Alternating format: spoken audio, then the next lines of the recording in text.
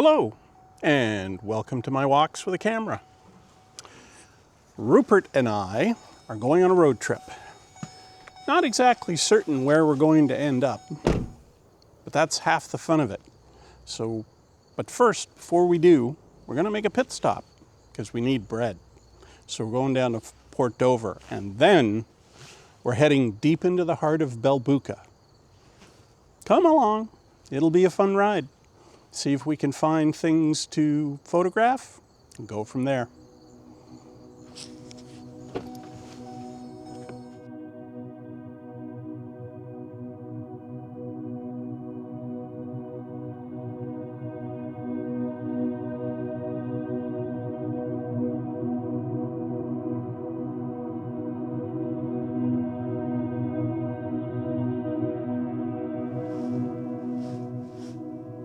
Pit stop, Port Dover.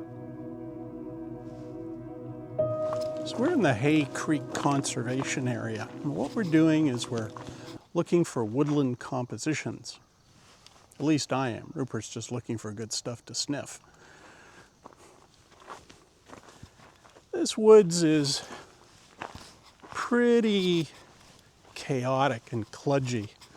A lot of photographers, especially landscape photographers, don't like that kludginess simply because it adds to a lot of chaos. And a lot of landscape photographers prefer nice, clean images with absolute sharpness front to back. Now, me, I kind of like the kludginess and I like the chaos because what it does is it leads to some interesting abstract compositions that you can sometimes find in the forest,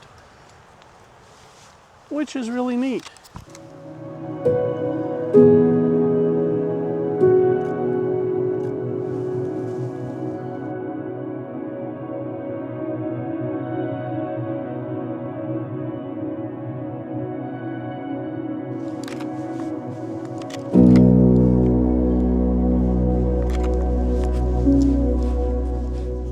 So earlier when I got in the car, I told you that we were heading deep into the heart of Belbooka. And it's something I've spoken about before. Goes back to when I was 11 years old and my mother and I used to do a lot of camping and tripping through Ontario. I would navigate, she would drive. And she had the problem of not really being totally trusting on my navigational skills. We were going to Goderich Provincial Park, and she was trying to navigate us through back roads. I had the map sitting on my lap, and I was giving her directions.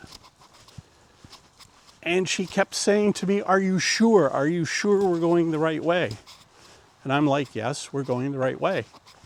And finally, out of sheer frustration, she says to me, "I think you got us lost." And I said, "No, I didn't. We're deep in the heart of Belbooka." And 20 minutes later, we came to Point Farms Provincial Park. She was stunned and asked me how I did that. I said, "I just followed the map." Since then, deep in the heart of Belbooka has become one of those places where you're not exactly certain where you're going, but you know you're looking for interesting things. And so when I'm not quite certain where I'm going, and if my wife is with me, we're heading deep into the heart of Belbooka, and we're looking for compositions as a photographer and images. This is kind of interesting. There's a stream of light coming through the woods on the path just behind me. And looks really, really interesting.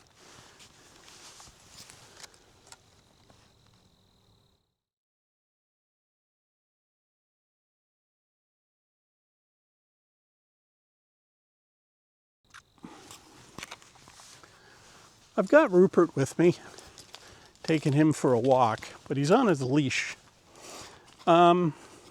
not quite certain if I should release him because one, he'll take off like a bat out of hell. And the other problem is because he's a small dog, southwestern Ontario has a coyote issue. Now, not really an issue, but you can hear them howling from my front porch at night. But Rupert is small enough, you can see him, probably not,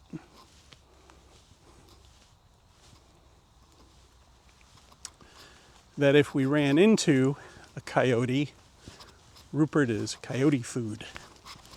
So I keep him on the leash because I don't want to lose him. And secondly, don't want him to be coyote food. Now, I'm not saying coyotes are a problem. And they're part of the ecosystem. And they help to keep things like mice and rats and rabbits and stuff like that from taking over the landscape. So they are a good thing. But I just want Rupert to be careful. So we're just going for a stroll through the woods, see what compositions we can find.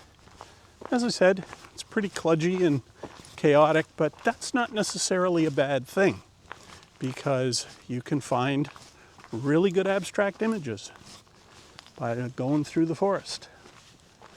And with the trees and the little bit of sunlight that is coming through, because it's a kind of an overcast day and it's been spitting rain, but with the light coming through it, just makes it all the more interesting.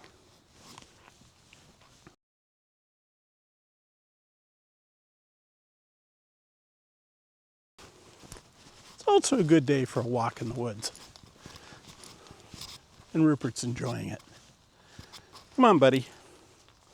Yes, I know, it's all kinds of new smells.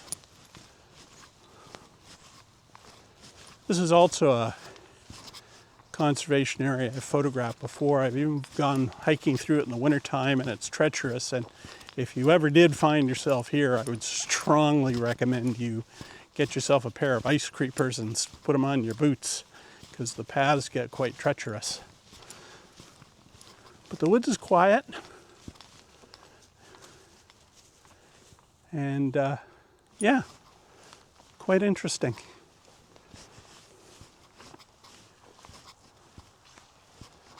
Very, very interesting.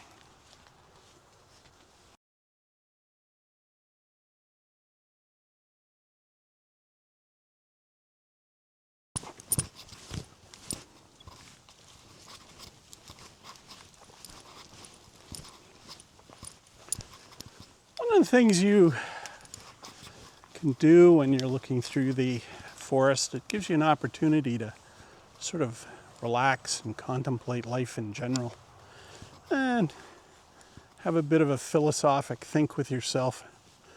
That's one of the things a friend has accused me of on my videos is sometimes I get a little too philosophical or esoteric. But that's me. I've always had this esoteric side to myself. And it stood me in good stead. Lets me examine myself and the world around me and, well, just have a quiet contemplative think. Ooh, chipmunk, faster than you, Rupert, you'll never get him. So don't even try.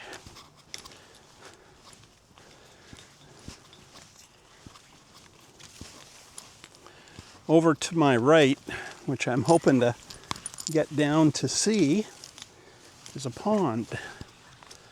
And I suspect it originally was an old mill pond.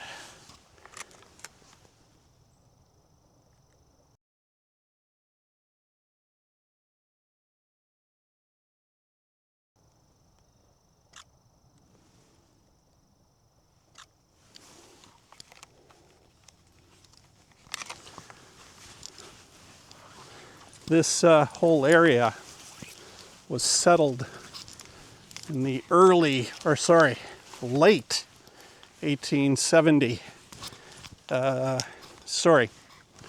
This whole area was settled in the 1790s by what they term late Loyalists. Those were people who came up from the United States, and they were settled by Sir John Grave Simcoe. And one of the things that they established through this entire area were a number of mill sites for grinding flour and timber, cutting timber into lumber. And yeah. So there's the pond, just through the trees. And we're going to get you close to it to have a look.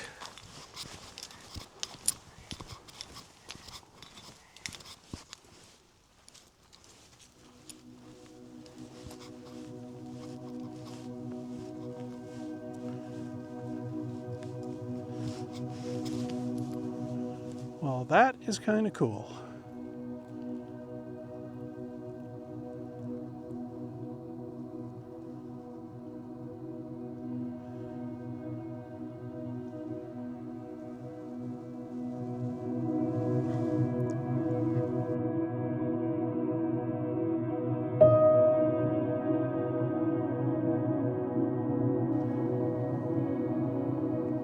It is turning into a gorgeous day.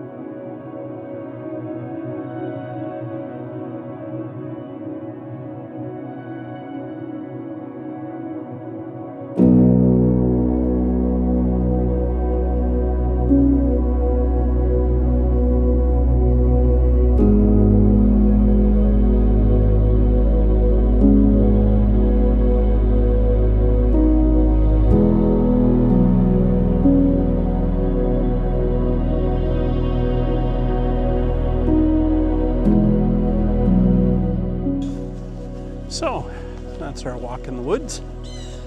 I hope I got some good images. Pretty sure I did. And we go from there.